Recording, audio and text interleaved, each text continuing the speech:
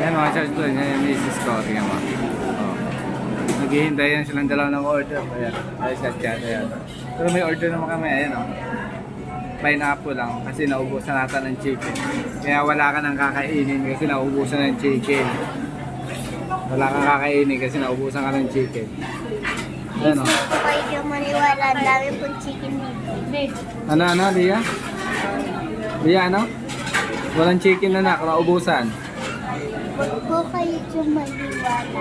Kasi dito yung Totoo yun. Nauubusan nga ng chicken kaya